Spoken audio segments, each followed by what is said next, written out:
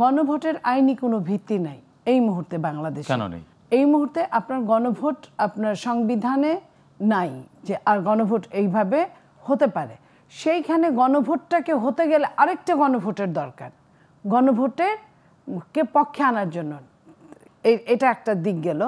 আরেকটা দিক আপনাকে বলি, 3টা গণভোট বাংলাদেশে হয়েছিল, তার মধ্যে একটা গণভোট, 2টা তো দুই সরকারকে আপনার বৈধতা দেওয়ার জন্য, আর একটা ছিল মন্ত্রিপরিষদ শাসিত সরকারে রূপান্তরিত করার জন্য রাষ্ট্রপতি শাসিত সরকার থেকে।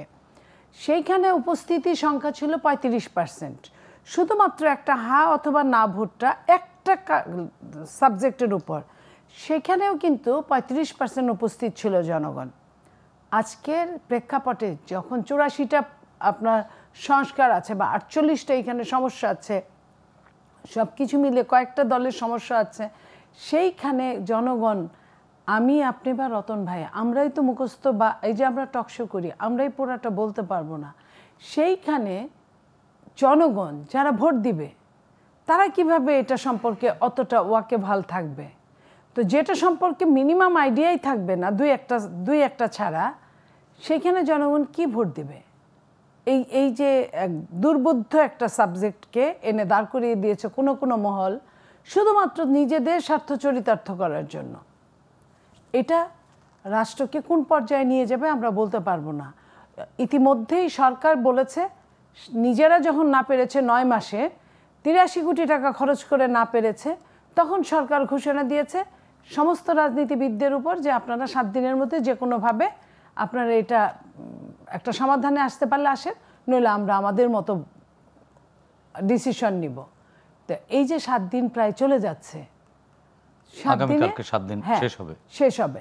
সেই 7 দিনে আপনার কোনো সুরাহা কেউ বসে নাই কারোর সাথে। এটাই স্বাভাবিক, কারণ সংস্কারের সময় যে ব্যত্যয় ঘটেছিল তখনই সরকার পারত, সরকার প্রধান কিন্তু ওই সংস্কারেরও প্রধান। সো তারা কোনো আন্তরিকতা, সেখানে তাদের অনেকটাই অভাব ছিল।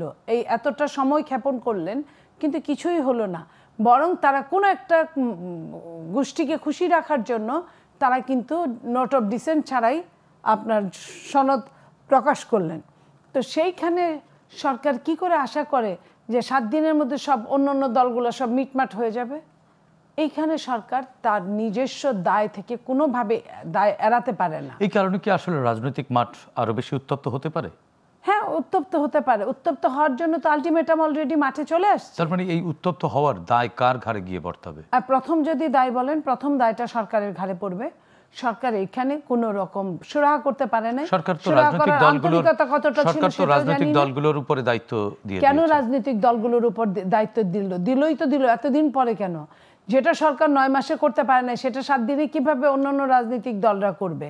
সরকারের এটা বোঝা উচিত ছিল। এবং বিএনপির পক্ষ থেকে বলা হচ্ছে যে এই সব ইস্যুতে জামাতের সাথে তারা বসবে না, পরিষ্কার বলা হয়েছে, এরকম গণমাধ্যমে খবর বেরিয়েছে।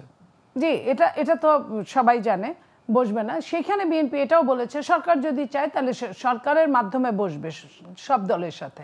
সেখানে সরকার দেখেন কি করে। 7 দিন যাওয়ার পরে সরকারের কোন ডিসিশনটা নেয়, যেটা সরকারের, এটা নেওয়ারও কোনো অধিকার সরকারের নাই, কারণ এটা অন্তর্বর্তীকালীন সরকার। সরকার চাইলেই সব কিছু করতে পারে না। এটা কোনো আপনার বিপ্লবী সরকার না, এটা বিপ্লব কিন্তু চলমান না, সাংবিধানিক সরকার। যদিও সংবিধানের অনেক সমস্যা আছে কিন্তু সংবিধানের মধ্যে থেকেই ওত নিয়েছেন তারা।